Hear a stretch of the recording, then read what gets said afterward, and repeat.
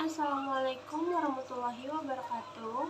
Perkenalkan, nama saya Kaila Putri Mariska dari kelas 11 DTFA. Di sini saya akan storytelling tentang bercermin dari peradaban Islam pada masa kejayaan. Masa kejayaan Islam terjadi pada sekitar tahun 650 sampai 1250 Masehi. Periode ini disebut periode klasik loh. Pada akun waktu itu terdapat dua kerajaan besar, yaitu Kerajaan Umayyah atau sering disebut Daulah Umayyah dan Kerajaan Abbasiyah yang sering disebut Daulah Abbasiyah. Pada masa Bani Umayyah, perkembangan Islam ditandai dengan luasnya wilayah kekuasaan Islam dan berdirinya bangunan-bangunan sebagai pusat dakwah Islam. Nah, sementara perkembangan Islam pada masa Bani Abbasiyah ditandai dengan pesatnya perkembangan ilmu pengetahuan. Apa saja sih faktor yang mendorong kemajuan peradaban umat Islam?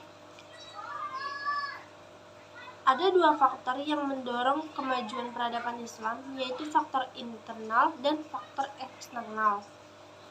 Faktor internal yaitu seperti ajaran Islam yang mendorong umatnya untuk maju, Islam sebagai dakwah agama sekaligus konsistensi dan istiqomah umat Islam terhadap ajaran Islam.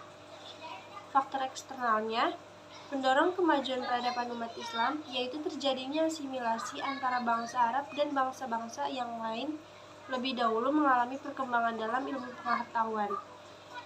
Pengaruh Persia pada saat itu sangat penting di bidang pemerintahan. Selain itu, mereka banyak berjasa dalam perkembangan ilmu, filsafat, dan sastra. Pada masa periode klasik, usaha penerjemahan kitab-kitab asing dilakukan dengan giat sekali.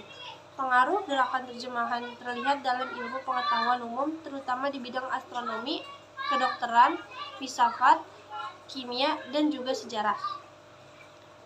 Perkembangan ilmu pengetahuan. Ilmu sejarah. Sejarah adalah ilmu yang mempelajari tentang peristiwa di masa lampau, yang mempunyai tokoh antara lain adalah At-Tabari, Ibnu Qutaibah, Ibnu Khaldun, dan banyak lagi. Ilmu geometri.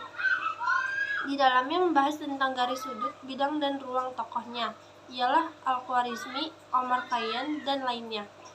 Ilmu geografi, yang mempelajari tentang keadaan suatu daerah beserta khasnya masing-masing. Manfaat yang didapat setelah mempelajarinya antara lain adalah 1. Mengunggah ketakjuban akan ciptaan Allah SWT. 2. Bagi para perancang ini dapat menjadi tolak ukur untuk proyek pembangunannya. Yang ketiga, untuk penanaman modal di sekitar ekonomi tokoh Islam yang memiliki potensi di bidang ini, yaitu Ibnu Battulah, Al-Khawarizmi, Al-Mas'udi, dan sebagainya. Ilmu kesenian. Seni dapat membuat suasana menjadi menyenangkan, karena seni adalah ungkapan jiwa yang paling dalam. Seni memiliki manfaat, yaitu memberi semangat dan sentuhan dalam kepribadian sehingga melahirkan budi pekerti yang baik.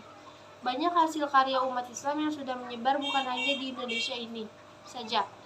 Contohnya, Menara Masjid Sultan Hasan di Maroko, Masjid Hagia Sophia di Istanbul, Istana Alhambra di Spanyol, dan Taj Mahal di India. Filsafat Islam.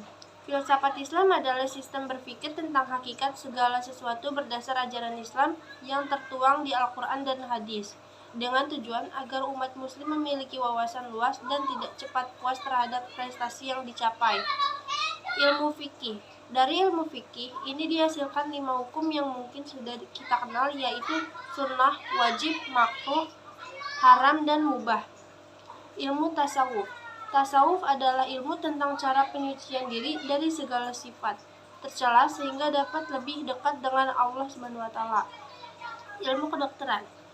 Membahas tentang pemeliharaan tubuh agar sehat dan berfungsi dengan baik. Pemeliharaan tubuh terkandang dalam beberapa surah Al-Quran, antara lain Quran Surat Al-Baqarah ayat 168 dan 286, dan Quran Surat An-Naba ayat 9 dan 10. Pusat-pusat peradaban Islam pada abad pertengahan. 1. Baghdad. Baghdad yang berarti Taman Keadilan, didirikan oleh Khalifah Abbasiyah kedua Al-Masyhur pada tahun 762. Masa keemasan kota Baghdad terjadi pada zaman Khalifah Harun ar-Rasyid dan Al-Ma'mun. Kota ini memancar sinar kebudayaan dan peradaban Islam di seluruh dunia. 2. Kairo. Kairo, kota Kairo yang dibangun pada tanggal 17 Sya'ban oleh Panglima dinasti Fatimiyah. Kairo sebagai ibu kota kerajaan dinasti yang terletak di tepi Sungai Nil yang mengalami 3 kali masa kejayaan, yaitu pada masa dinasti Fatimiyah dan An-Nasir. 3. Isfahan. Isfahan adalah kota terkenal di Persia dan pernah menjadi ibu kota kerajaan Safawi. Di kota banyak berdiri bangunan seperti istana, sekolah, masjid, menara, dan masih banyak lagi. Istanbul. Istanbul adalah ibu kota kerajaan Turki yang sebelumnya merupakan ibu kota Romawi Timur. Bangsa Turki banyak mengambil ajaran etika dan politik dari bangsa Persia. Di dalam Istanbul terdapat bidang arsitektur pada masjid. Yang kelima, Delhi. Delhi yaitu ibu kota kerajaan Islam yang ada di India sejak tahun 608 Masehi, yang terletak di Sungai Jamna pada masjid yang dibangun bernama Qut al-Islam. 6. Cordova. Cordova adalah kerajaan Kristen yang terletak di sebelah lereng gunung Sierra de Cordova dan di tepi sungai. 7. Granada. Granada letaknya di Sungai Genil di kaki gunung Sierra. Pada abad ke-12 menjadi kota terbesar kelima di Spanyol. Pada masa dinasti dibangun istana Alhambra yang artinya merah. Pada masa pemerintahan Muhammad, Granada mencapai puncak kejayaan. Yang ke-8, Samarkand. Samarkand dan di Bukhara terdapat 2 kota tempat peradaban. Samarkand terletak di sebelah sungai Al-Saghab. Di Bukhara itu sendiri terdapat makam yang dikunjungi orang hingga sekarang. Di kota ini umat Islam menganut ideologi komunis. D. Pengaruh peradaban Islam abad pertengahan terhadap kemajuan di Eropa. Kemajuan Eropa terus berkembang hingga saat ini, banyak berhutang budi pada khasna ilmu pengetahuan Islam yang berkembang pada abad pertengahan. Banyak saluran peradaban Islam yang mempengaruhi Eropa seperti Sisilia dan Perang Salib, tetapi saluran terpenting adalah Spanyol Islam. Spanyol merupakan tempat yang paling utama bagi Eropa untuk menyerap peradaban Islam, baik berupa hubungan politik, sosial, ekonomi, maupun peradaban antar negara.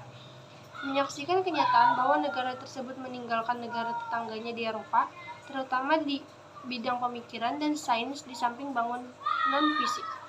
Pengaruh peradaban Islam sangat besar, terutama pemikiran Ibnu Rushdi ke Eropa. Pengaruh ilmu pengetahuan Islam di Eropa berlangsung sejak abad ke-12 Masehi yang menimbulkan gerakan kebangkitan kembali. Walaupun akhirnya Islam terusir dari bumi Spanyol dengan cara yang sangat kejam, meskipun demikian Islam sudah membidani gerakan-gerakan penting di Eropa. Sekian dari storytelling saya. Assalamualaikum warahmatullahi wabarakatuh.